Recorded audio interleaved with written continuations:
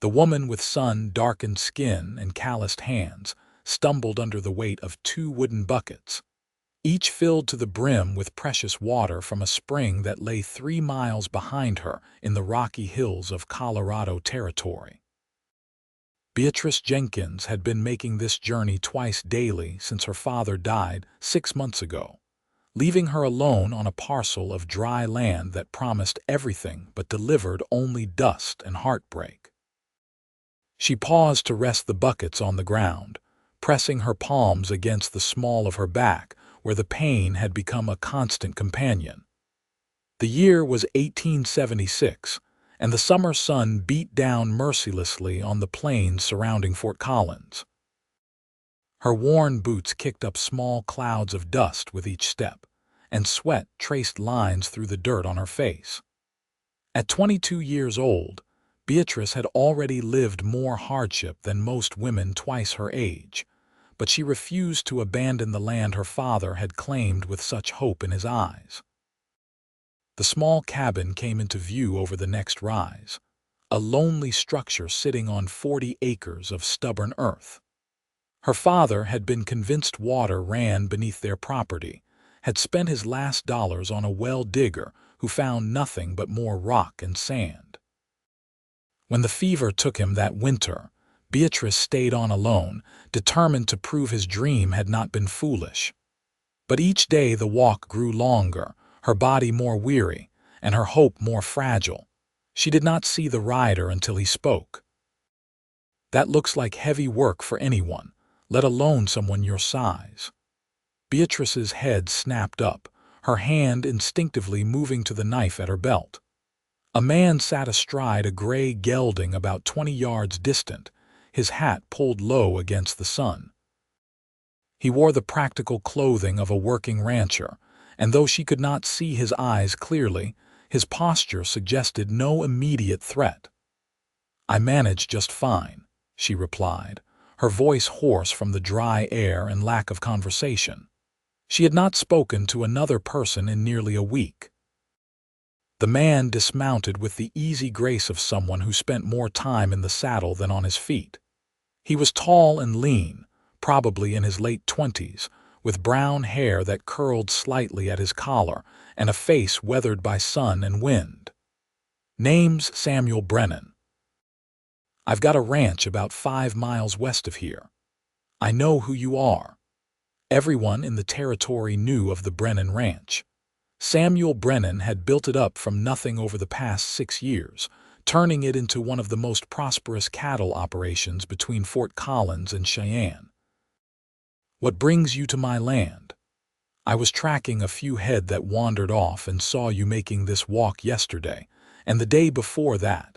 That spring you are getting water from that runs through my property about a mile upstream." Beatrice felt her stomach tighten. "I am not trespassing." "The spring is on public land." Samuel held up his hands in a peaceful gesture. "I am not suggesting you are doing anything wrong. I am just making conversation, trying to understand why anyone would carry water 3 miles when there might be other options. If you know of any other options, I would be grateful to hear them. I have no money to pay for well digging and I cannot leave this land. It is all I have left of my father." Something shifted in Samuel's expression, a softening around his eyes. "Thomas Jenkins was your father." "I met him a few times in town. Good man. I was sorry to hear of his passing." The kindness in his voice threatened to crack the hard shell Beatrice had built around her grief. She bent to pick up the buckets again, needing to move to do something with her hands. "Thank you for the kind words. Now, if you will excuse me, I have work to do." "Wait." Samuel took a step closer, then seemed to think better of it and stopped. "That spring where you are getting your water, it is the same one that feeds into the creek running through my land. It comes out of the ground strong and clear up there in those rocks. Have you ever thought about building closer to the source?" Beatrice set the buckets down again with a splash. "This is where my father built. This is where I stay." "But why?" "If you will pardon my directness, That cabin looks about ready to fall down, and this land has no water. Your father made a mistake. That happens. It does not mean you have to keep suffering for it." The words stung because they were true. "And I suppose you have a solution." Men always seem to have solutions that benefit themselves. Samuel surprised her by laughing, a warm sound that seemed out of place in the harsh landscape. "You are right to be suspicious. But I do have an idea, and yes, it would benefit me, but I think it would benefit you more. That spring is on public land, like you said. What if you were to file a claim on the 160 acres around it under the Homestead Act? You could build a new cabin right there beside the water. No more carrying buckets 3 miles twice a day. And what do you get out of this generous advice? Access to the spring. A legal agreement that I can water my cattle from it, maybe build a trough. I would help you build your cabin, provide materials, and in exchange I get peace of mind knowing my water source is secure and I have a good neighbor watching over it." Beatrice studied him carefully, searching for deception or ulterior motives, but Samuel's face showed only honest interest. "You would help me build a cabin, provide materials. That would cost you considerably. I have a good operation and can afford it, and I have been thinking about securing that spring for a while now. This way we both get what we need." The offer was too good, too convenient. Beatrice's father had taught her that when something seemed too good to be true, it usually was. "I need to think about it." "Of course. I am not trying to rush you, but winter will be here before we know it, and if you are going to file a claim and build, we should start soon." Samuel walked back to his horse and gathered the reins. "I will be in Fort Collins tomorrow filing some papers at the land office. If you want to ride in with me and at least look into making a claim, I will be by at sunrise." Before she could respond, he mounted his horse and tipped his hat to her. "Either way, I wish you well, Miss Jenkins."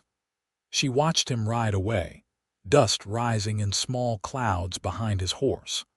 The buckets at her feet seemed heavier than ever, and the thought of making this walk every day through another winter made her bones ache. But accepting help from a stranger, a man she did not know, felt dangerous in ways that went beyond simple practicality. That night, Beatrice lay in her narrow bed listening to the wind whistle through gaps in the cabin walls.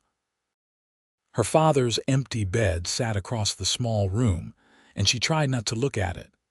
She thought about the spring, about cool, clear water bubbling up from the earth, surrounded by rocks that would provide shelter from the wind.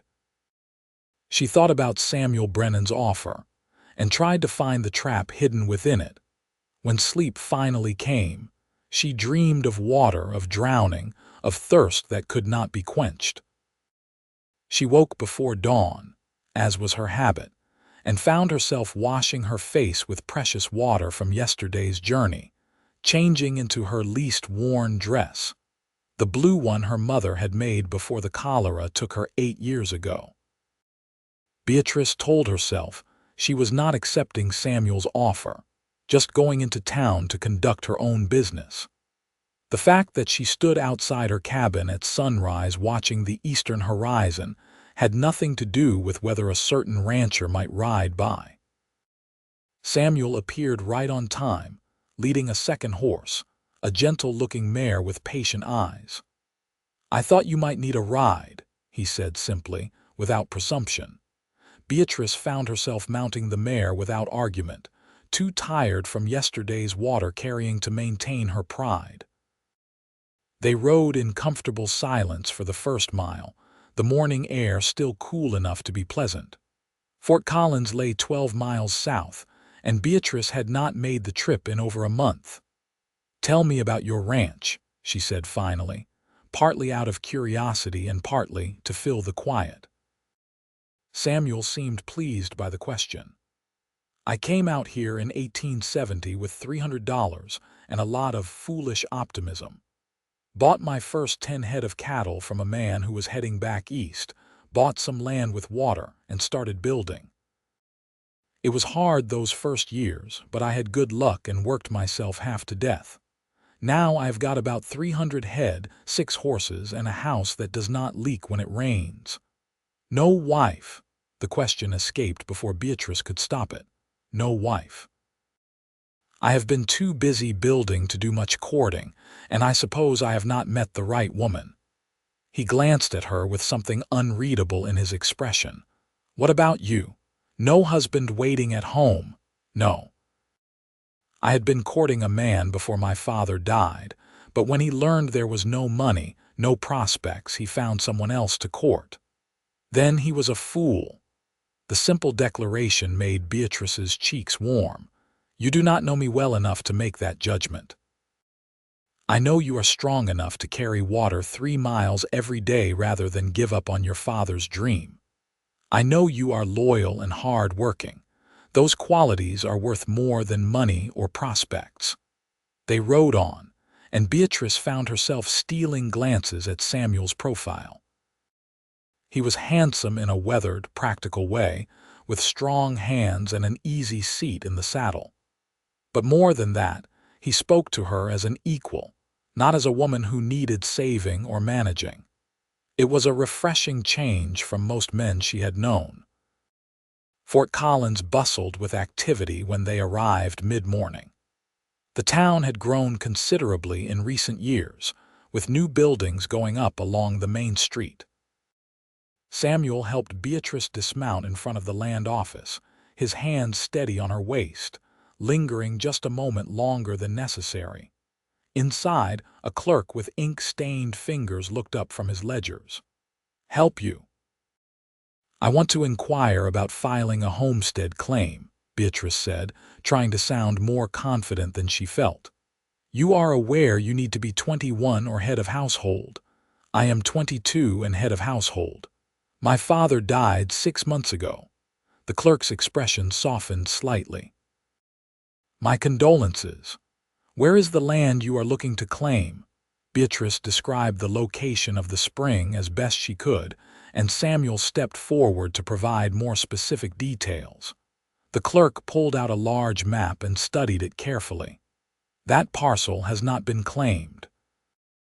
You would need to file the proper paperwork, pay a filing fee of $18, and prove you have lived on and improved the land for 5 years to receive full title." $18 might as well have been $1,800. Beatrice felt her brief hope crumbling. "I understand. Thank you for your time." She turned to leave, but Samuel caught her arm gently. "Wait." He turned to the clerk. "Can the filing fee be paid by a third party as a loan?" "I suppose so, as long as the loan is documented." Samuel pulled out his wallet and counted out the bills.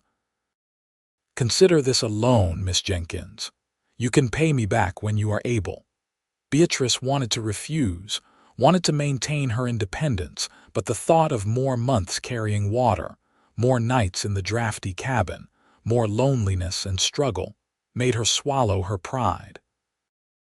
"I will pay back every cent. I know you will." The paperwork took over an hour to complete. Beatrice's hand cramped from signing documents and filling in forms. When it was done, she held a certificate declaring her intent to claim 160 acres surrounding the spring in the Rocky Hills north of Fort Collins. The land was hers, or would be once she proved her commitment to it. They stopped at the general store next, where Samuel purchased supplies with a casualness that spoke of comfortable finances. Beatrice watched him select lumber, nails, tar paper, and various tools with the practiced eye of someone who had built things before. "This is too much," she protested. The loan for the filing fee was already generous. "We had an agreement. I help you build your cabin, you give me access to the spring for my cattle. This is not charity, Miss Jenkins. This is business." But the way he smiled at her suggested it might be something more than business. They made camp that night halfway between Fort Collins and Beatrice's old cabin, too laden with supplies to make the full journey before dark. Samuel built a fire while Beatrice prepared a simple meal from the provisions they had brought. The prairie stretched endlessly around them, stars beginning to emerge in the darkening sky. "Tell me about your family," Beatrice said as they ate. "Where did you come from before Colorado, Missouri?" "My father was a farmer, but the war destroyed everything. He died at Shiloh and my mother passed a year later. I had 2 sisters, but they both married and moved away. I wanted a fresh start somewhere the land had not been soaked in blood."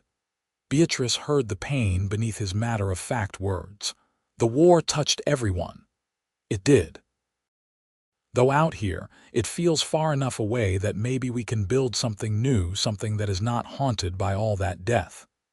He poked at the fire with a stick. "Is that foolish?" "No. I think it is the same reason most people came out here, hope for something better." They talked late into the night, sharing stories of their pasts, their dreams, their fears. Beatrice found herself laughing for the first time in months at Samuel's tale of trying to break his first horse and ending up in a water trough. Samuel listened with genuine interest as she described her mother's garden back in Ohio, before the cholera, before the desperate move west. When they finally settled down to sleep on opposite sides of the fire, Beatrice lay awake thinking about the man across from her. Samuel Brennan was not what she had expected. He was kind without being condescending, strong without being domineering. She found herself wanting to trust him, which frightened her more than the loneliness ever had. The next morning, they rode to the spring together. Beatrice had visited it dozens of times to collect water, but seeing it now through the lens of possibility made it look different. The water bubbled up from between 2 large boulders, creating a small pool before trickling away down the hillside. Cottonwood trees grew nearby, their leaves rustling in the breeze. The location offered some shelter from the wind and a clear view of the surrounding territory. "Good spot for a house," Samuel said, dismounting and walking around the area. "We can build it right here, facing south for warmth in winter. Use those rocks as part of the foundation. Clear some of this brush for a garden plot. You could have a good life here." Beatrice noticed his choice of words. Samuel had the grace to look embarrassed. "I meant you. You could have a good life here." But something in his eyes suggested he had meant what he said the first time. They spent the rest of the day planning and measuring. Samuel sketched rough designs in the dirt, asking Beatrice's opinion on every detail. She wanted a larger window on the east side to catch the morning light. He suggested building a proper root cellar for food storage. Together, they paced out a cabin that would be twice the size of her father's failed homestead, with room for a real kitchen and separate sleeping area.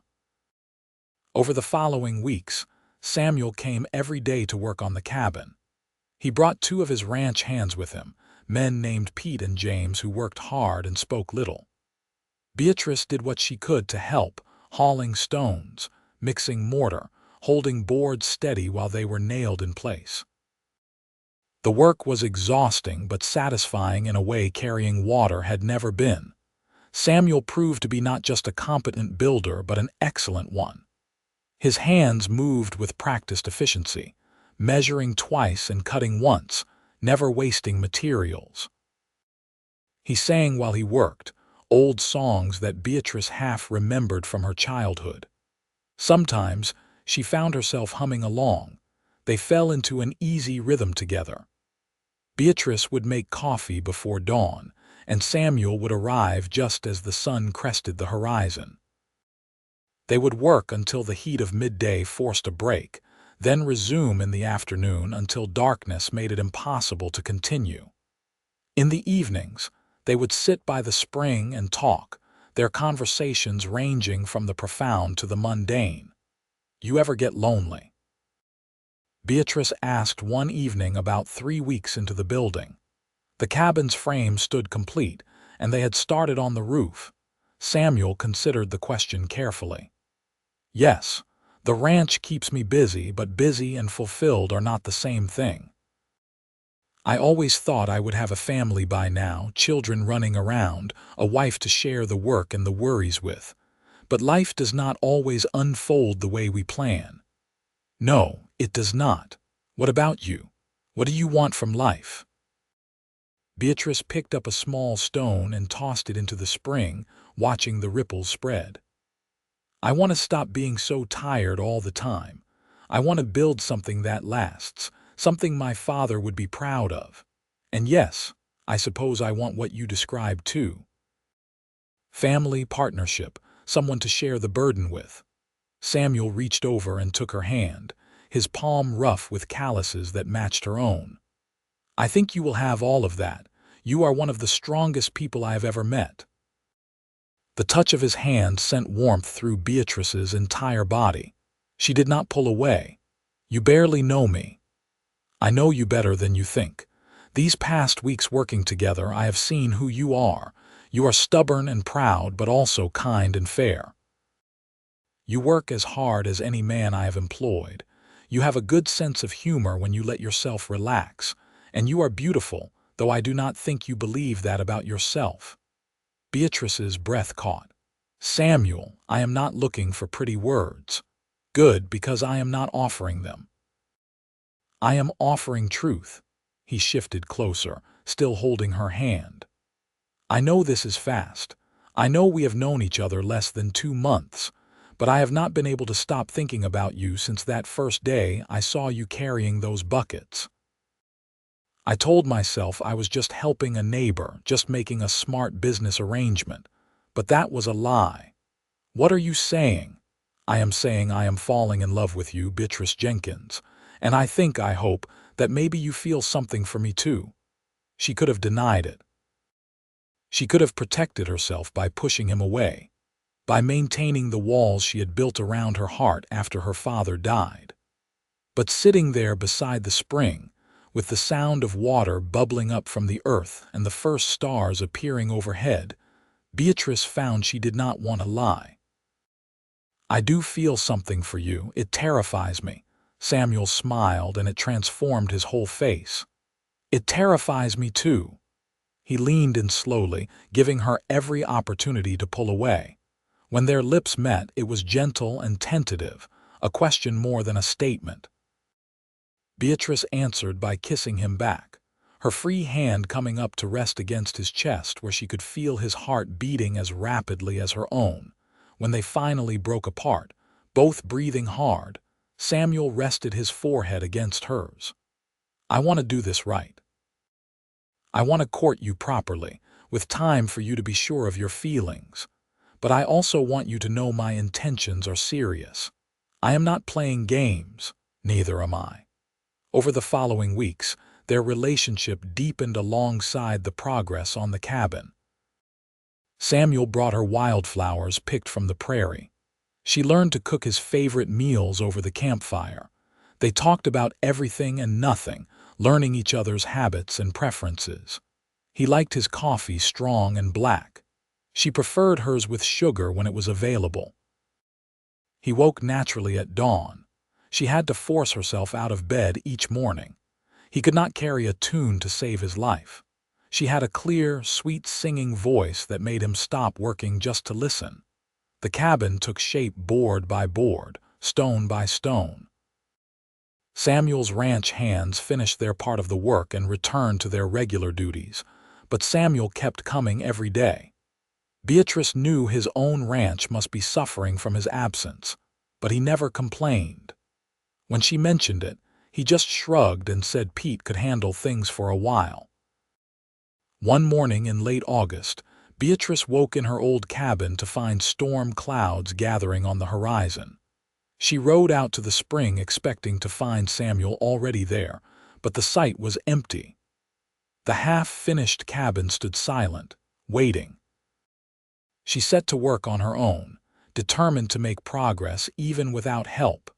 The rain started around noon, a light drizzle that quickly turned into a downpour. Beatrice took shelter inside the partially completed cabin, grateful that the roof was nearly finished. She watched water drip through the few remaining gaps, already planning where to apply more tar paper. Beatrice? She looked up to see Samuel riding hard toward the cabin, his horse sliding slightly in the mud. He was soaked through, his hat dripping water. "Are you all right?" "I am fine." Why would I not be? He dismounted and led his horse under the partial shelter of the roof. "I was worried.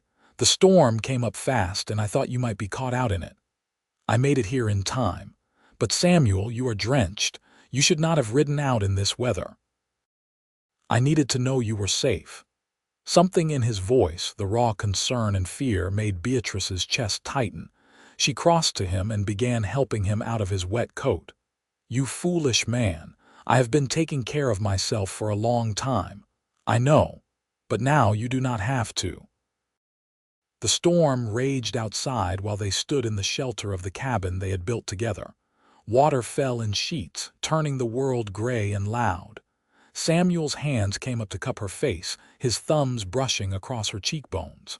"Marry me." "What, marry me? I know it is soon." "I know you probably want more time, but Beatrice, life is short and unpredictable. Your father died unexpectedly. The war took my father. People I have known have been struck by lightning, bitten by snakes, thrown from horses. Tomorrow is not guaranteed. I do not want to waste the time we have being cautious." Beatrice felt tears mixing with the rain on her face. "Samuel, you could have any woman, someone with money, with family, with prospects. I do not want any woman, I want you. I want to finish building this cabin as our home. I want to wake up beside you every morning. I want to work the land together, raise cattle, maybe raise children if we are blessed. I want to be old with you, sitting by this spring watching our grandchildren play. Say yes." "Yes." The word came out as barely more than a whisper, but Samuel heard it. His face broke into a grin of pure joy before he kissed her deeply, his hands tangling in her wet hair. Beatrice kissed him back with all the pent-up loneliness and longing of the past months, all the fear and hope and desperate love she had been afraid to acknowledge. When they finally broke apart, both laughing and crying at once, Samuel said, "I have nothing to give you right now. No ring, no formal proposal, just me and a half-built cabin. That is more than enough. That is everything." They decided to marry as soon as the cabin was completed, which gave them roughly 2 more weeks if the weather held. Samuel rode into Fort Collins the next day and returned with news that the circuit preacher would be passing through in mid-September and could perform the ceremony. He also brought a simple gold band that had belonged to his mother, the only thing he had left from his family back in Missouri. The ring fit Beatrice's finger perfectly. Word spread quickly in the small community around Fort Collins. Neighbors Beatrice barely knew stopped by the cabin site to offer congratulations and assistance. Women brought food and offered to help prepare for the wedding. Men showed up with tools and extra materials, determined to ensure the cabin was ready in time. The outpouring of support overwhelmed Beatrice, who had grown accustomed to isolation. "People are good," Samuel said one evening as they watched a group of neighbors heading home after a full day of work. "They just need a reason to show it." The cabin was completed 3 days before the wedding. It stood solid and square beside the spring, its windows glazed, its roof tight against the elements, its chimney drawing well. Inside, the floor was smooth planked wood. A large fireplace dominated one wall. The kitchen area had a proper stove that Samuel had purchased in Fort Collins and hauled out in a wagon. The bedroom was separated by a wall, offering privacy. There was even a small covered porch where one could sit and watch the sunset. Beatrice moved her few possessions from her father's cabin in a single trip. Everything she owned fit in 2 bags and a small trunk. Samuel arrived the next day with a wagon load of furniture, dishes, linens, and other necessities. "I have been collecting things for years," he explained. Always figured I would need them eventually when I married. They spent the day arranging their combined belongings, creating a home from two separate lives. Beatrice placed her mother's quilt on the bed they would soon share. Samuel hung his father's rifle over the fireplace. Together they set up the kitchen, arguing good-naturedly over the best place to store the coffee pot. The evening before the wedding, Samuel left to spend the night at his ranch, wanting to observe some propriety. Beatrice sat alone in the cabin for the first time, listening to the unfamiliar sounds of her new home. The wind whispered differently here, filtered through the cottonwood trees. The spring provided a constant gentle music. She felt her father's presence somehow, and hoped he would approve of her choices. The wedding took place on a Sunday afternoon with a dozen witnesses gathered around the spring. Beatrice wore the blue dress her mother had made, cleaned and mended for the occasion. One of the neighbor women had brought wildflowers to weave into her hair. Samuel wore his best clothes, his hair slicked back, his face shaved smooth. He could not stop smiling. The circuit preacher was an elderly man named Reverend Thompson, who had been performing marriages and funerals across Colorado Territory for 20 years. He kept the ceremony simple and sincere, speaking of commitment and partnership, of love that endures through hardship. When he asked Samuel if he took Beatrice as his wife, Samuel's response was loud and clear. "I do, absolutely." When Beatrice said her own vows, her voice was steady despite her nervous heart. This was right. She knew it in her bones, in her soul. Samuel Brennan was her future, and she was choosing it freely and gladly. They sealed their marriage with a kiss while their neighbors applauded and cheered. Someone had brought a fiddle, and impromptu music filled the air. Food appeared from various wagons and baskets, a feast cobbled together from everyone's contributions. They celebrated into the evening with dancing and laughter and genuine joy. Finally, the guests began to leave, offering final congratulations and well wishes. Pete, Samuel's ranch hand, promised to handle everything at the main ranch for the next few days. The last wagon disappeared over the horizon just as the sun set, painting the sky in shades of orange and pink. Beatrice and Samuel stood together on their porch, his arm around her waist, watching the day fade into night. "Mrs. Brennan," Samuel said, testing out the name, "that will take some getting used to. We have time." He turned her to face him, his expression serious in the gathering darkness. "I promise you, Beatrice, I will spend every day of my life trying to make you happy. I will work hard, be faithful, and love you with everything I have. I promise you the same." He picked her up then, making her laugh in surprise, and carried her across the threshold of their home. The fire in the hearth cast dancing shadows on the walls.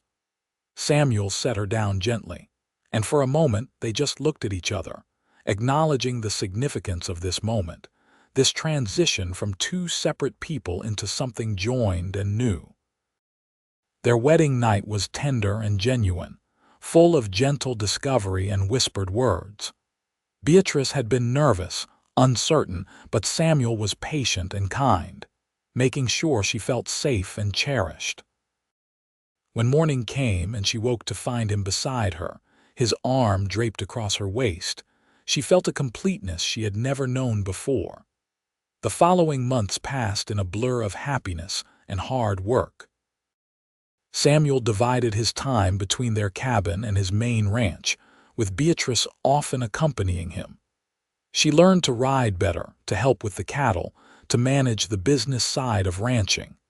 Samuel was impressed by her quick mind and head for numbers. Together, they made decisions about which stock to sell, which to keep for breeding, how to allocate resources. The spring proved to be as reliable as they had hoped. Samuel built a large trough for his cattle, and several times a week they would arrive to drink, filling the area with their lowing sounds and dust. Beatrice did not mind. She had grown up around animals and found their presence comforting. Winter came early that year, with snow falling in October. But the cabin stood firm against the storms, its walls thick and its roof sound. Beatrice and Samuel spent long evenings by the fire, reading to each other from the few books they owned, making plans for spring, simply enjoying each other's company. Sometimes they would lie in bed listening to the wind howl outside, grateful for the warmth and shelter they had built together. In February, Beatrice realized she had not had her monthly courses in some time. She said nothing at first, afraid to hope, but as the weeks passed and other signs appeared, she could no longer deny the truth. She was carrying Samuel's child. She told him on a bright morning when the snow sparkled like diamonds across the prairie. They had been feeding hay to the cattle, and when the work was done, Beatrice could not contain her news any longer. "Samuel, I have something to tell you." He must have heard something in her voice because his face became immediately concerned. "What is wrong? Are you ill?" "No, not ill." "The opposite." She took his hands in hers. "I am with child." Samuel's face went through a series of expressions: shock, understanding, and finally unbridled joy. He let out a whoop that startled the nearby cattle and spun Beatrice around in his arms. "A baby! We are going to have a baby." "Yes, around late summer if I calculate correctly." He set her down carefully, suddenly treating her as if she were made of glass. "Should you be doing heavy work? Should you be out here in the cold? Maybe you should go inside and rest."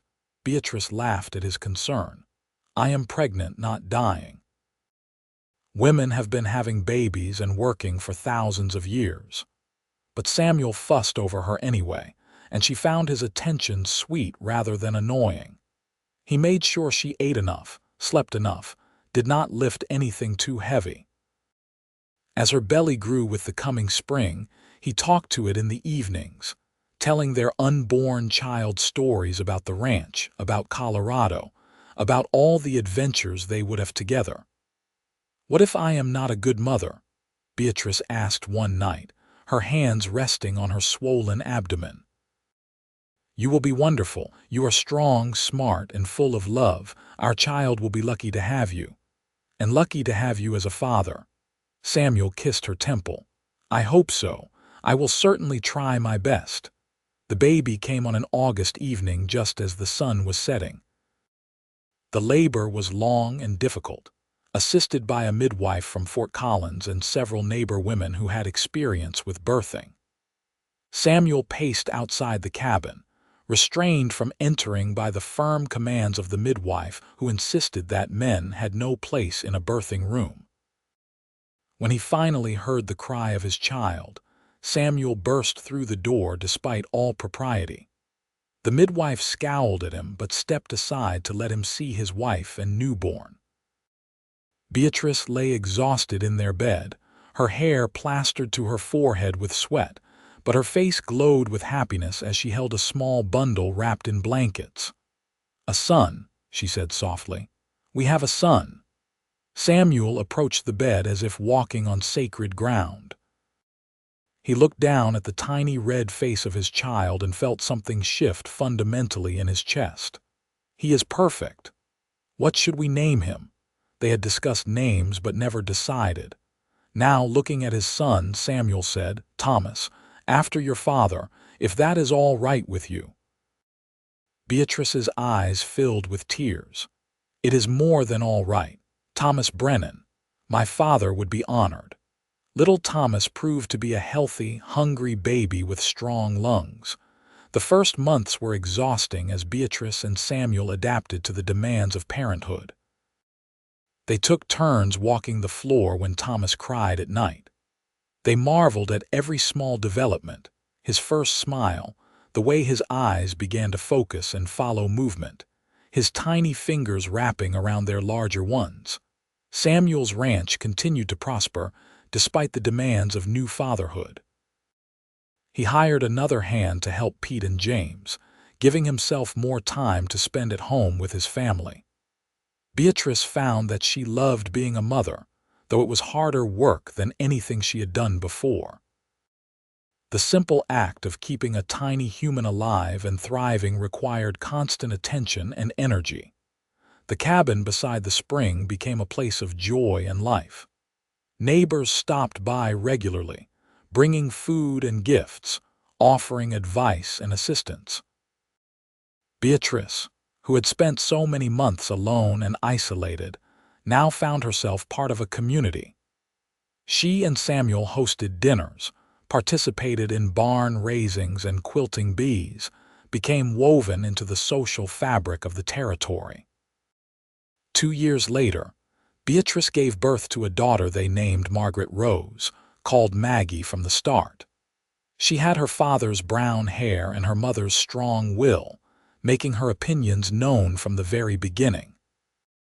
Thomas, now a toddler, was fascinated by his baby sister and wanted to help with everything. Samuel built additions onto the cabin to accommodate their growing family. A second bedroom for the children, a larger kitchen, a proper dining area. The homestead claim came through, giving them full title to the 160 acres around the spring.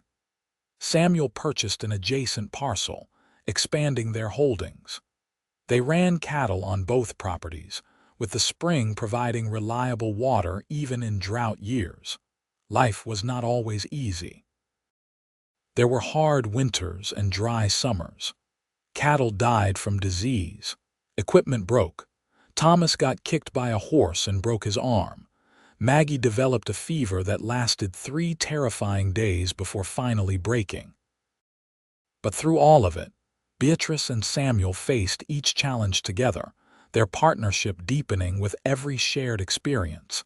Years passed in the way they do when life is full and good. Thomas grew into a tall, serious boy who loved working with the cattle like his father. Maggie became a spirited girl who could ride as well as any boy and was not afraid to get dirty. A third child arrived, another son named William, who was quiet and thoughtful and loved to read. Beatrice sometimes thought back to those days of carrying water 3 miles, her body aching, her future uncertain. It seemed like another life, lived by a different person. The woman she had been then, hardened by loss and struggle, had softened into someone who could laugh easily and love without fear. One evening, when Thomas was 12 and Maggie 10 and William 6, the family sat on their porch watching the sunset. The children were arguing good-naturedly about something that had happened at school. Samuel sat in the rocking chair he had built, looking content. Beatrice stood leaning against the porch post, listening to her family with a heart full of gratitude. Samuel caught her eye and smiled, and she knew he was thinking the same thing. They had built something remarkable here beside the spring. Not just a cabin and a ranch, but a life, a legacy, something that would endure. That night, after the children were in bed, Beatrice and Samuel walked down to the spring as they often did. The water bubbled up eternally, the sound familiar and soothing. Stars filled the sky above them, and a cool breeze carried the scent of sage. "You ever regret it?" Samuel asked, taking her hand. "Accepting my help that day. Sometimes I worry I pushed you into something you were not ready for." Beatrice turned to face him, placing her hand on his cheek. "Samuel Brennan, you gave me everything. You saw me when I was invisible. You helped me when I had given up on being helped. You loved me when I did not think I deserved love. I have never regretted a single moment with you. Even when I am stubborn, even then. Even when I snore, especially then, because it means you are beside me." Samuel pulled her close, wrapping his arms around her. They stood there beside the spring, 2 people who had found each other in the vastness of the Colorado plains, who had chosen each other and built a life together. The years continued their steady march. The children grew and eventually began lives of their own. Thomas married a girl from Fort Collins and started his own ranch nearby. Maggie shocked everyone by becoming a teacher, refusing several marriage proposals before finally accepting one from a kind lawyer who appreciated her independent spirit. William went east to study medicine, though he promised to return to Colorado to practice. Samuel's hair turned gray, then white. Beatrice's hands became gnarled with arthritis. But they still walked down to the spring most evenings, still sat on their porch watching the sunset, still reached for each other in the night. The cabin had been expanded and improved over the decades until it bore little resemblance to the structure they had first built together. But the spring remained unchanged, water bubbling up from the earth as it had for centuries, as it would for centuries to come. It had drawn Beatrice here when she was desperate and alone. It had been the reason Samuel offered help. It had been the foundation upon which they built everything. On a warm summer evening in 1910, when Beatrice was 56 and Samuel 62, they celebrated their 34th wedding anniversary with their children and growing collection of grandchildren. The property rang with laughter and music. Long tables were laden with food. Children ran between the adults playing tag and other games. It was everything Beatrice had ever dreamed of during those lonely days of carrying water, everything and more. As the party wound down and the last visitors departed, Beatrice and Samuel found themselves alone on their porch once more. Samuel's ranch had been merged with Thomas's operation, as their son was the only one interested in continuing the work. But they still lived in the cabin by the spring, refusing all suggestions that they move somewhere easier, somewhere with less maintenance. "This is our place," Beatrice always said. "Where we built our life, I will leave it when they carry me out." Samuel always nodded agreement, unwilling to live anywhere else either. Now, sitting in the gathering twilight, Samuel took Beatrice's hand. "I have been thinking about the day we met. You were so stubborn, so determined to do everything yourself. I did not trust easily. You had good reason not to, but I am glad you took a chance on me." Beatrice squeezed his hand. "Best decision I ever made. I would argue the best decision was filing that homestead claim. Everything else flowed from that. That was your idea, but you were brave enough to do it." They sat in comfortable silence, listening to the familiar sounds of their land. An owl hooted in one of the cottonwood trees. The spring sang its eternal song. Somewhere in the distance, cattle lowed softly. "You think your father would be proud?" Samuel asked. "Of what you built here?" Beatrice considered the question. "I think he would be amazed. He dreamed of water on land that had none. I found water and built a life around it." "Yes, I think he would be very proud. I hope my mother would be too. They would be. Any parent would be proud to call you their daughter." More years passed, each one adding to the rich tapestry of their shared life. They became the elder statesmen of the community, the couple people pointed to as an example of a good marriage. Young people came to them for advice. Neighbors sought their opinion on land management and cattle breeding. Beatrice and Samuel watched Colorado Territory become the state of Colorado. They saw Fort Collins grow from a frontier town into a proper city. They witnessed the arrival of the automobile, the telephone, electricity, all the modern conveniences that were changing the world. But at the cabin by the spring, life remained much as it always had. Water still bubbled up from the earth. Cattle still came to drink. The sun still rose and set in reliable rhythms. When Samuel fell ill in the winter of 1918, Beatrice refused to accept that it might be serious. He had always been so strong, so vital. But the fever would not break, and the cough that racked his body grew worse instead of better. Their son William, now a doctor as he had planned, came to examine his father, and his grave expression told Beatrice everything she needed to know. "How long?" she asked when they were alone. "Days, maybe a week. Beatrice sat by Samuel's bed, holding his hand, refusing to leave even to sleep. Their children came and their grandchildren, filling the cabin with family as Samuel drifted in and out of consciousness. On the third day, he rallied briefly, his eyes focusing on Beatrice's face with clarity. "Do not be sad," he whispered. "We had a wonderful life. We did. We do. You are not leaving yet." But they both knew the truth. Samuel smiled, that same warm smile that had made Beatrice's heart flip all those years ago when he first offered to help her. "I love you, Beatrice Brennan. Loving you was the greatest privilege of my life. I love you too. I always will." He closed his eyes then, his breathing steady, and Beatrice knew he was at peace. He passed quietly that evening as the sun set, surrounded by everyone who loved him, his hand still held tightly in Beatrice's. The grief was crushing. Beatrice had known it was coming, had tried to prepare herself, but nothing could truly ready a person for the loss of their partner of over 40 years. The cabin felt empty without Samuel's presence. The spring sounded different.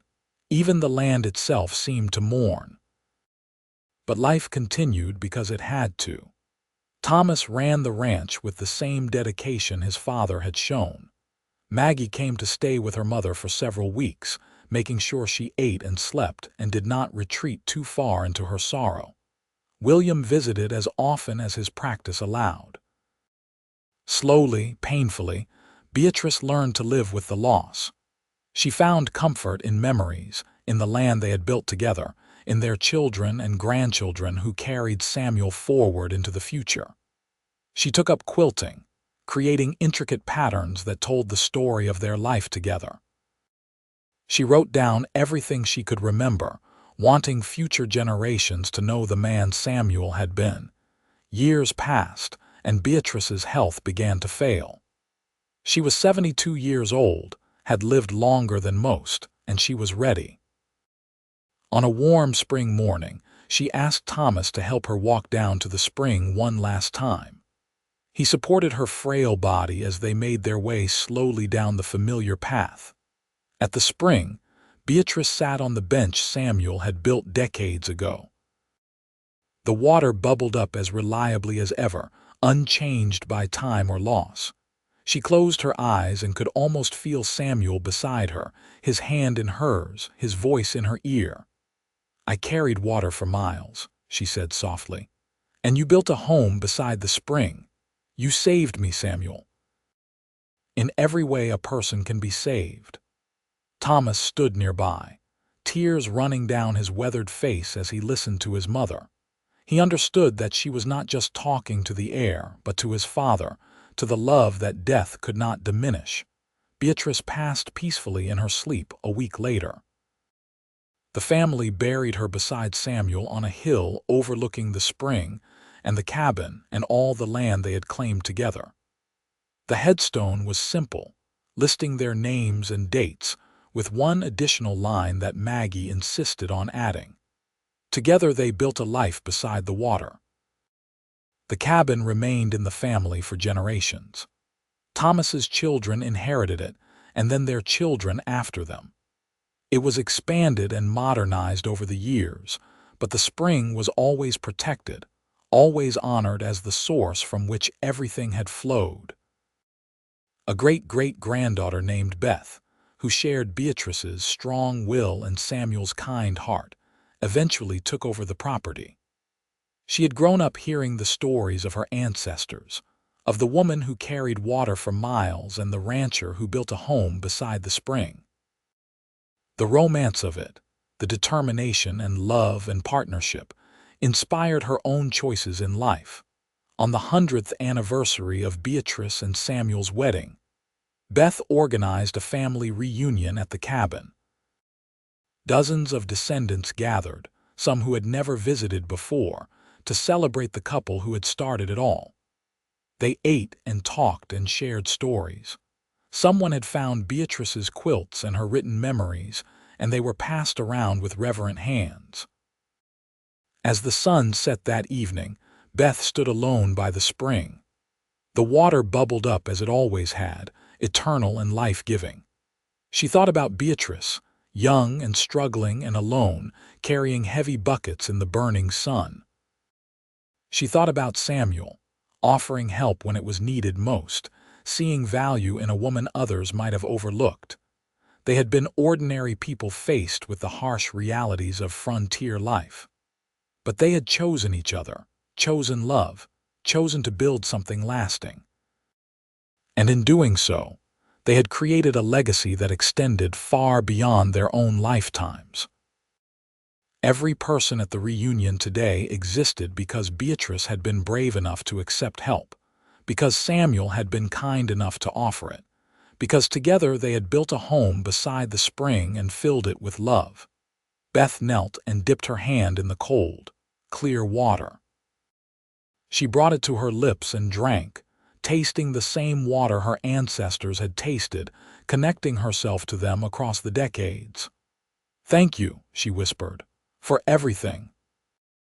The spring continued to flow as it would for generations yet to come, a constant reminder that the simplest acts, a man noticing a woman's struggle, an offer of help freely given, a decision to trust and to love, could create ripples that extended far beyond anything imagined. Beatrice had carried water for miles until she could not carry it anymore. Samuel had built a home beside the spring so she would never have to. And together, they had created something that would last forever.